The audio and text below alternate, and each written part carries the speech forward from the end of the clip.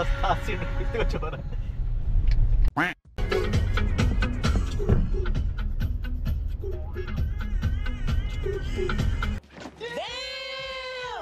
मित्रांनो. आपण 7 किलोमीटरवर पोहोचलो, पण अजून पण आपल्याला एकही ग्लिम्स दिसलेला नाही स्टॅच्यू ऑफ युनिटीचे.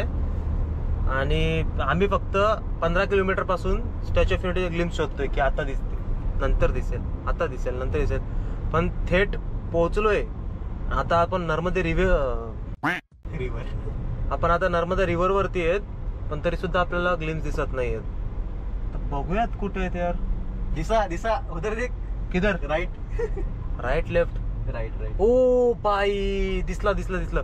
नर्मदा रिव्हर आल्यानंतर दिसतं आपल्याला. हे बघा, नॉर्मल. मा मोबाईल एवढा आलतो की तुम्हाला काय दिसेल का नाही काय आयडिया नाही. आपण ट्राय करू इथून चालत जाण्याचा ब्रिजवरून, नाहीतर पुढे थांबण्याचा तर प्रयत्न करूयात ग्लिम्स बघण्यासाठी. स्पेशली लांबून ग्लिम्स कसे दिसतात.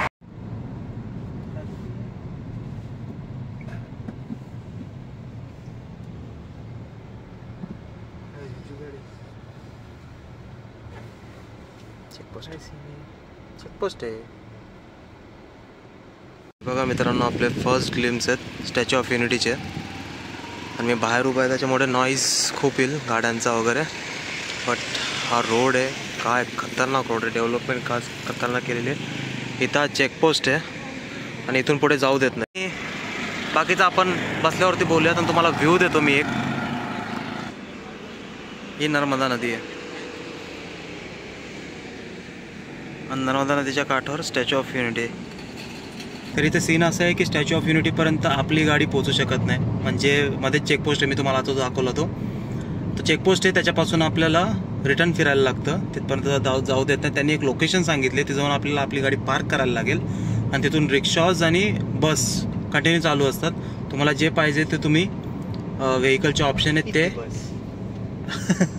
व्हेकलचे ऑप्शन आहेत ते घेऊ शकतात. आणि हीच ती बस आहे. म्हणजे फ्रिक्वेन्सी चांगल्या प्रमाणात आहे. म्हणजे एक इको फ्रेंडली नेचर त्यांनी क्रिएट करण्यासाठी या गोष्टी केलेल्या आहेत. तर चांगलं आहे, वी रिस्पेक्ट दॅट. म्हणून आम्ही चालवलं आता 4 व्हीलरची पार्किंग शोधायला. त्यांनी कोणती लोकेशन सांगितली आता ती फक्त मेहुलला माहिती आहे, कारण की त्याने जी होती ऐकली. मला माहिती, मला स्वतःवर गॅरंटी मला माहिती नाही. भूषणने ऐकली पण इग्नोर मारलेली आहे सरळ सरळ. ह्याच्या लक्षात असेल तर ठीक आहे, नाहीतर मग झालं शोधत बसा परत. आणि तो अमूलचा हे मला मोठा चला मार्केट हेच पार्किंग आहे. खाना इम्पॉर्टंट हे वाटतं. हॉस्पिटल हॉटेल आहे. हॉटेल हे चल रूम भी देख लेंगे. चल चला. महत्वाची गोष्ट स्टेचा अजून फिक्स नाही काय. वे टू एक तर डिनर पुढून आहे का स्टेसाठी. युनिफेरी पिकअप ड्रॉप स्टेचं काही फिक्स नाहीये. कुठं करणार काय करणार काय माहिती नाही. तिकीट्स बुक नाही आहेत. तिथे जाऊन बघू आता तिकीटचं कसं आहे काय. इथे बस जाईल ना लास्टला. हा बसच्या मागे मागे घे. बस थांबली.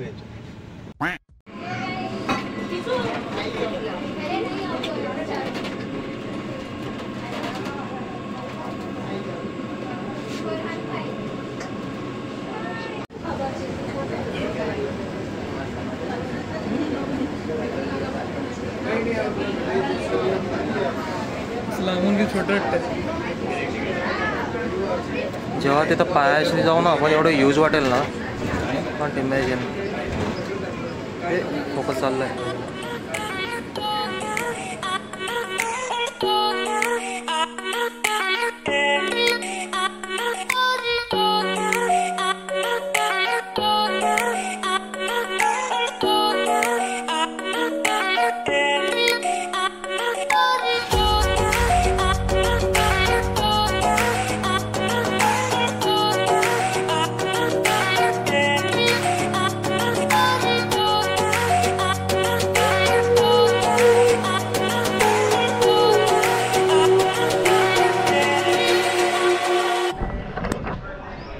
पटापट नाही चालत रे. पैसे नाही भाई, मोदीचं काम टाइम घेतो. गेअर टाक गाडीचं काटा. बसचं केअर गँग special gear top 2 loading special gear टाकायला लागेल. नंबर आहे एवढं माझं चालू आहे. मग लोक बॉड्या चालवले ही काय नंबर आहे.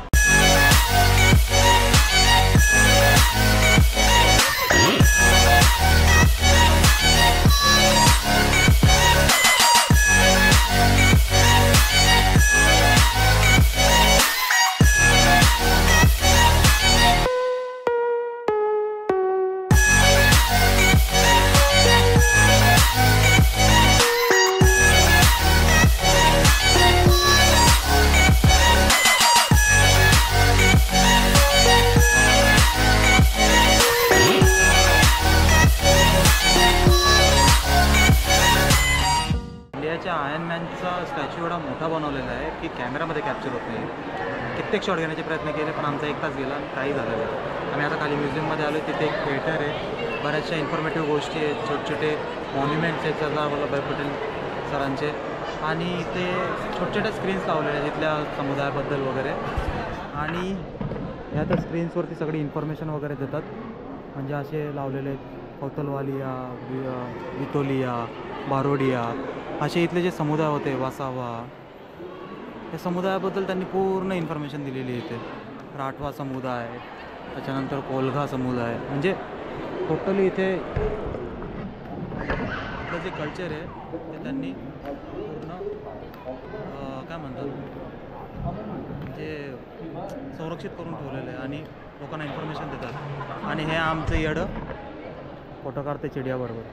तर इथे जे म्युझियम आहे ना, जेवढं पण लोकेशन मी तुम्हाला आतापर्यंत दाखवतो आहे, त्या प्रत्येक लोकेशनमध्ये सरदार वल्लभभाई पटेल सरांबद्दल काही ना काही त्यांचे मुवमेंट्स आहेत, काही ना काही त्यांची लाईफ स्टोरी आहे, त्यांच्या लाईफमध्ये काय घडलेलं आहे, त्यांनी लोकांसाठी काय केलेलं आहे, या सगळ्या गोष्टी इथं मेन्शन केलेल्या आहेत. प्रत्येक ठिकाणी स्पीकर्स लावलेले आहेत. तर बऱ्याच प्रकारे त्यांनी एक्सप्लेन करायचा प्रयत्न केला की ते किती ग्रेट होते आणि ते खरंच खूप ग्रेट होते. किती केलं तरी इंडियाचे ते ॲज अ लोहपुरुष, आणि जर इंग्लिशमध्ये बोललं तर आयर्न मॅन, इंडियाचे आयर्न मॅन, किती मोठी पदवी आहे त्यांच्यासाठी ती.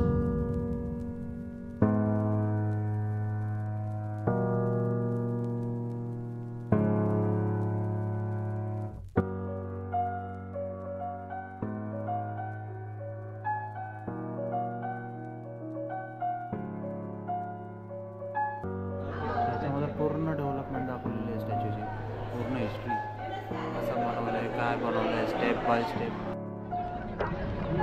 हे जेवढं मोठं स्ट्रक्चर तुम्हाला दिसतं आहे ना, कॅमेरा जस्टिस नाही करू शकत त्या गोष्टीला.